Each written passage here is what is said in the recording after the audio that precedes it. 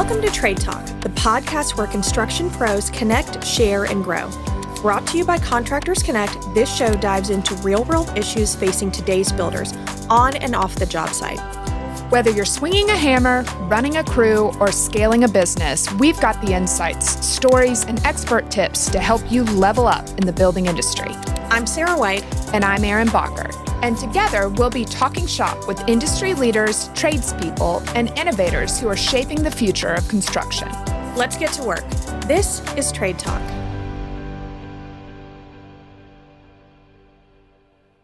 Welcome back to Trade Talk, the podcast where construction pros connect, share, and grow.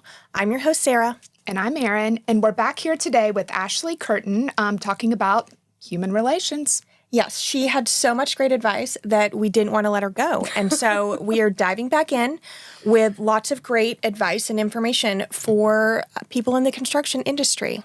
So this is our first two-part episode, isn't it? Yeah. Oh, exciting. We couldn't let her go.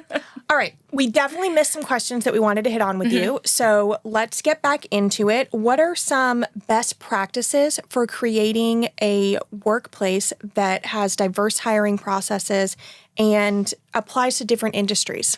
Yeah. So when you think about diversity, the first thing people talk about or think about is, making sure that I'm including people of color, minorities, women in areas that women aren't usually represented. I actually think of it as slightly different. Mm-hmm. So mostly hiring managers and leaders will hire people that are exactly like them. So then you end up having a workforce that is exactly like your leader in good ways. Interesting. And in bad ways. Mm-hmm. So I have my blind spots. I have the things that I'm not good at. So when I think of diversity and what I challenge people when I'm kind of coaching them on their next hire or their next promotion is, let's hire a person different than you. Let's find a skill set where you have a blind spot. And then if you can kind of think of a board and little polka dots, we're going to fill in those polka dots with all these different people, all these different skill sets. When you do that, you naturally get an actually outside diverse group, and you get a whole team. You don't just get a bunch of clones of you. Right. Because you're not good at everything. No. Yeah. No. Not even a little bit. And you need people who fill in the gaps where you aren't. Like a baseball team. There we go. Ashley and I are baseball mom friends. Yes. Yeah, you got to have all the positions. But to pull that off as a leader, you have to have some self-awareness. 100%. Knowing where your blind spots are, being able to articulate that and say it honestly. Right. I am bad at X. You are good at X. And when you do that, you actually create this authentic culture of communication and roundtable discussions. If you have a smaller group, I highly encourage. We used to call it the 360 review. People call it something else now, but it's, hey, Sarah, you're my boss. Here's where I need you more. This is where I'm lacking and what I need from you in my job. And then you're going to do the same way. Mm-hmm. But you always let the staff talk first. If you think of like the org chart, right? You've got the leader on the top and the line level staff on bottom. I challenge everybody, take that, flip it upside down. Because the leaders work for the people that are running the business. Right. What can they do to support the staff that's making it move forward? That was something we used to do when I was at Chance too. It was a very extensive review process every single year, and it involved reviewing our leader, and then obviously they reviewed us as well, and talking about things that we needed from them. They would point out the things that we needed to grow in our position, and we would actually set goals every single year of, these are the things that I want you as an employee to grow and do better. And that can be done in it, when a smaller business, an employer thinks like, oh gosh, the review process, it's 6 pages long and we all have to, that seems daunting. You can actually do that in these tiny little micro ways. Most people have weekly meetings or bi-weekly meetings. Right. Sit at the table and talk about it. We have project X. I'm just going to keep using roofing because it's easy. We are roofing this building. Let's start with the line level staff. What's going wrong? What could we do better? Okay, next up, what's going wrong? What could we do better? And then you kind of go. The last person to speak should be the leader, the manager, the person in charge. Because if they talk first, you're not going to get an authentic answer from the guy that's boots on the ground. And that's where you get a leader who hopefully is empathetic going, okay, they see something I don't see. Now's my opportunity to change and pivot. Yeah. So you have to have some self-awareness as a leader, and you have to listen. Like, hear and listen. Which are two different skills. 100%. Yes, for sure. Yes. So we've talked a lot about characteristics and the different types of personalities and skill sets that people have. One thing that we've done a lot is Enneagram testing and training. I'm obsessed. Yeah. And we've done it with businesses, and I really think it helps as a team, as an employer, as an employee, to know, and also as yourself. Oh, absolutely. To read, this is my personality type, and you become aware, like, these are some issues that I struggle with, or these are areas where I excel. You just get to know yourself and other personalities so much better, so you can be more effective instead of, like, maybe it's not all about them. It's the way you're approaching them. That is literally one of my favorite things to do as a marketing and business development consultant, which we do a lot of, is go sit with staffs and just learn about ourselves. So call us, guys. Let us know. Yeah, no, that's amazing. And being able to look at yourself and inward, and we talked about it a little bit on the last show, was, okay, I have a problem. Instead of starting with, Sarah, why didn't you do this? Or why, what are you missing? All of the things. Reframe those questions and start from a place of curiosity. Number one, start with what you did wrong. What could I have done better as the leader, as the supervisor? How have I failed this individual? And then go in with some genuine curiosity. Yeah. What made you come to that decision? How did you go about making the choice that you did? How can I help you? Right. And you kind of get them talking, and it's from a place of curiosity, not accusation. Right. And people go, okay, this guy, this gal, they're genuinely invested in me as a person and an employee. They want to understand. Yeah. And if you want to understand, they can feel that, and then they're going to turn around and give that back to you in kind. And now you've created this employee-employer relationship that type of loyalty can't be fabricated. It's incredible. And I think if you know the personality types, whether it's Enneagram or, there's the colors one, or, whatever the personality test. Yeah. There's so many. If you at least know, take the time to learn your people's personalities, that says something. And it also kind of lets you understand their approach, because just because their approach is different than yours doesn't mean it's wrong. What motivates them. It helps you to understand what internally motivates them. Right. Which is that gets brought up a lot, is how do I motivate my team? You can't. Motivation is internal. Motivation is done by the individual, whether a lot, little, or none.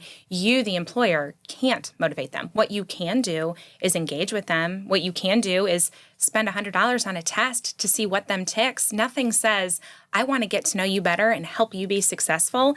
Can you take this and let's talk about it? It's investing in your employees. Absolutely. And so often we see employers, their only investment is hiring. And I don't want to discount the hiring process, because it's expensive. It's time consuming. It takes a lot of resources.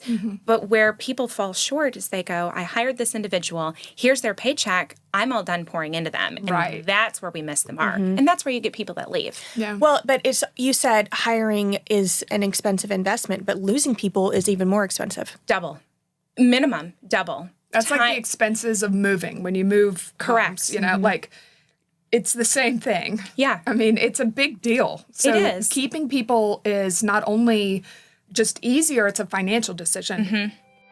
Want to grow your network and your business? Join Contractors Connect, the go-to networking group for professionals in the building industry. For just $400 a year, members get 4 complimentary meetup tickets per year, a featured spot in our online directory, visibility at every Contractors Connect event, and more. Whether you're a contractor, vendor, or service pro, there's a place for you here. Join today at contractors-connect.com/memberships, and let's build something great together. Something we haven't hit on yet is benefits. And as you know, a lot of these construction companies don't necessarily have the ability to offer medical benefits to employees. How do you work around that? So a lot of different places, and what we do personally in the companies that we own is I can't offer benefits. It's incredibly expensive. And a lot of companies can't, but what I can do is give my time. I can give resources. I can share people. We all have those relationships. Every single construction company has an insurance relationship with somebody to do their general liability, their workers' comp, whatever it may be. Health insurance is just another arm. So it speaks volumes when I say, hey, Erin, we don't offer benefits, but what we do offer is a one-on-one consultation with our insurance provider. And they're going to walk you through and provide you and your family with your needs, what the cost is, throw them some money to go towards benefits. That is a huge plus.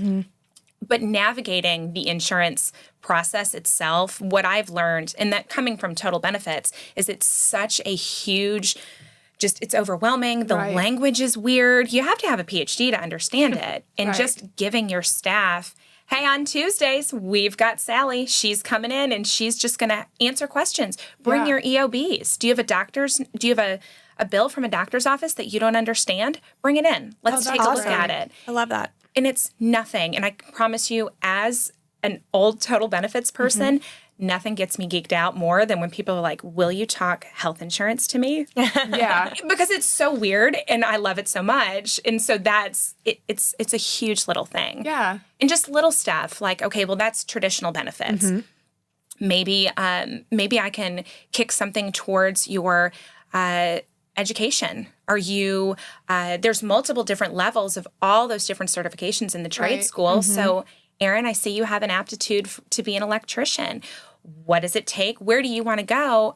I think I might put you to school. Or I might maybe give you a day off every single week. It's paid. You go to school. And you foster that loyalty and you're diving into them. It's just mentorship, too. True mentorship. Yeah. Yes. Or it could even be something smaller, like you're a landscaping company and you offer mobile, maybe an IV service comes to the office and gives everybody IVs every week. That's phenomenal. I don't know. You can kind of get creative on these things. So the IV thing is a phenomenal example, and it's just, again, with harping on that leadership and engagement, you should know your staff well enough that you know they're going to love IVs. Yeah. I know my staff well enough to know that they like a particular Gatorade, not the Gatorade packet. There's a particular Gatorade color. And it's incredible what that tiny difference is. There's no cost difference, whether I get red or the weird electric blue that'll poison you from the inside out.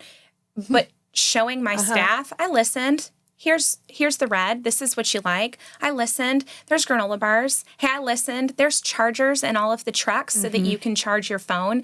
It is so small, but it pays back in dividends. I hear you. You're a human. How can I support you? Because I'm married to you 8 hours a day. Yeah. Right. In my first job, I made peanuts, but our boss would always stock the fridge with like every single flavor of coffee creamer you could want. She would order lunch several times a week for our team, and those things really did make a difference. Oh, yeah. Yeah, and just little in breaks too, right? So you go to work and you think, okay, I'm clocking in at 8 and I'm leaving at 5. Can you imagine the morale that you would get if, again, leader, I can't say it enough, leader stands up in the middle of a Tuesday and it's 3 p.m. and says, shut your laptops, we're walking down the street and we're going to go get a hamburger.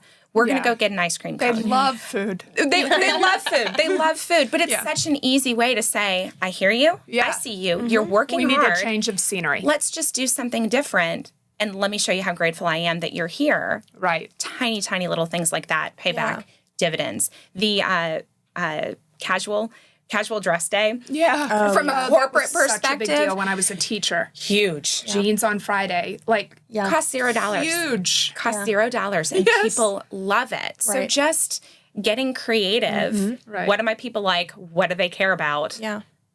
Well, and I know something my husband's company always does is every year at Christmas, they give their employees Publix gift cards in addition to a bonus. But everybody enjoys getting their Publix gift card. They get a honey baked ham. or whatever else you want from honey baked hams, but I don't know why you'd want something other than the ham. Yeah. Yeah, it's ham in the name. Yeah. Right. But, and then they also get to pick out whatever logoed shirts they want, branded shirts they want. And they get to pick their own shirt. They're not told, like, you have to have this one. You can pick whatever style you want. Yeah, and that makes a great. difference. Yeah. That's huge. The ham thing is funny. When I used to work at Sandestin years ago, that's where I started in human resources, and every Thanksgiving we'd give out turkeys. One employee, one turkey, and it was huge. It was huge. And such a small, that was a huge scale because there's so many staff members, but I'm contributing to your holiday. Yeah. I care about you and your family. Right. Yes. Yeah. Yes. I used to get a ham at Shands too, and I was, in my 20s, and I've worked for myself. I didn't even know way what to too do with a long. ham. No one's giving you me a hams? ham. Yeah, I think I've worked for myself since I was 24 now. you know what? Will maybe you give me a ham? I was going to say maybe I'm going to give our team hams this year. Write that down. Yeah. Hams for everybody, but not optional meat from honey baked ham. That seems weird. What else do they even? Oh, I don't know. get a Some turkey, people get actually. turkeys. Okay. Yeah.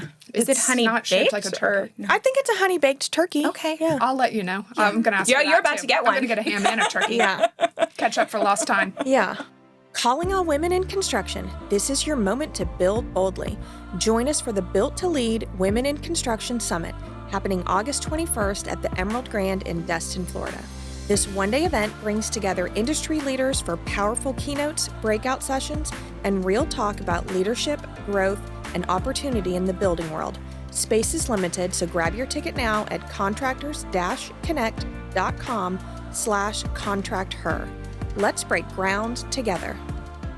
Okay, so we've talked about benefits. What about mentorship? We kind of hit on that, but I think that's a really big part of the trade industry for sure. Absolutely. From a mentorship perspective, there's a saying that I heard years ago at a conference, and it was called "sending the elevator down." So you think traditionally, C-suite, whoever it is, you push that button, you send the elevator down to bring other people back up with you. You're only as good as the person that can do your job when you're not there. And that could not be more true. Right. And you feel people holding their skill set too close to the chest. Well, I don't want to give you my secrets. I don't want to tell you what I do. Why not? I love delegating. It's the best. Yes. Well, and it's I kind of know somebody that has a tiny bit of trouble. That's because that. I'm an 8 and an ENTJ, and I like to be in control. Okay, Yes. there we go. We're learning how to use some of our employees. I'm about to do a master class with her because I'll delegate anything. It might be reckless, but they'll figure it out. But delegating shows trust. It shows faith. It shows you are good enough don't to have do trust or this faith. thing. She doesn't, but we're awareness. We're working Yeah. through Awareness. it. I do have awareness. She does love the employee retention part of we give our girls I handbags. love to give them stuff, yeah. We love giving gifts, but we're going Except to work hams. on letting We them gotta do work on hams. their This jobs. year they're getting a ham. Handbags and hams. Put it inside.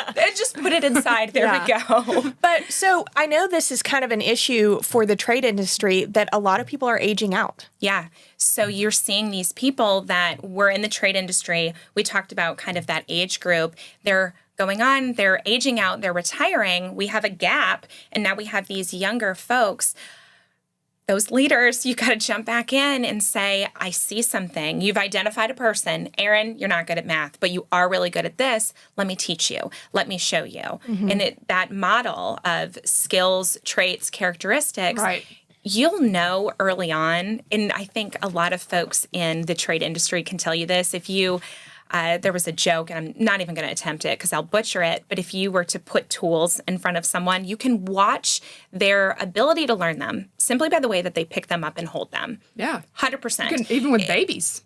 Oh, babies. That's a Right. great example. If I pick up a hammer like this, Yeah. you instantly know I am not good at that. Yeah. Right. So you put something in front of a person and now you're investing in them. Just take some time. Whether Right. you mark out a short period of time every day, whether you pair them up with another senior employee, man, that's double engagement there. I trust you. You are so good that you're going to pour into this person. Yes. And I care about your future so much that I'm going to give you this guy who I trust, and I'm pulling him away from what he's doing that's making me money. And that's how much I love everybody. Yeah. And that is huge. And you're building your employee base. You're building a group of people that now are loyal to you, care about what they do, have learned it from you or from people that you trust, you yourself are a really good trainer if you yourself run a good company. Yes. Right.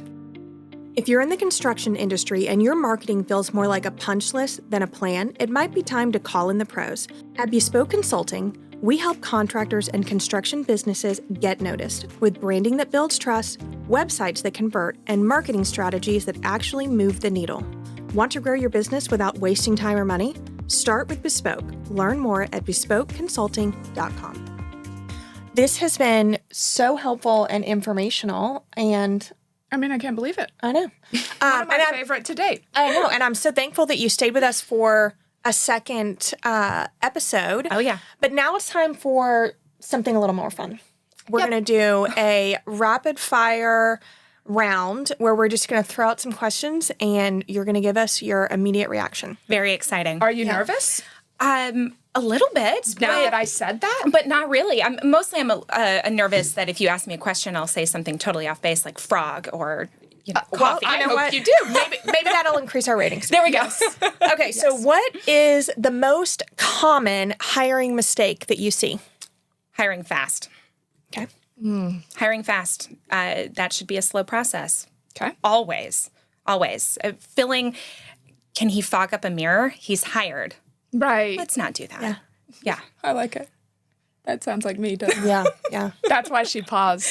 Yeah. I'm like, oh, she'll be perfect. And the knowing glance to the side. Yeah. Yeah. We have a secret language that no one can hear. Okay. One benefit that almost always improves retention. Engagement. We've talked about that constantly. Engagement, whether it's the Gatorades in the refrigerator, the hams, engage with your staff. Yeah. You're a human. You are not just an employee. I care about you. Engagement. I feel like 1,000%. Honey Baked Ham should do a commercial in this They probably episode. should. Are they going to I'll let sponsor them know. it then? Yeah. They don't know yet. but Well, they we'll are. tag them. Yep. Are exit interviews worth it? No. Really? Okay, good. That's kind of a So uncomfortable. no, because number one, when a person leaves a company from an HR perspective, they should not be shocked. If you're firing a person, by the time you actually say, Sarah, we need to chat, you should know that you are on the chopping block. Right. That is a massive mistake that a lot of employers make is they want to catch them off guard. No, they But need what to know. about if somebody's leaving voluntarily?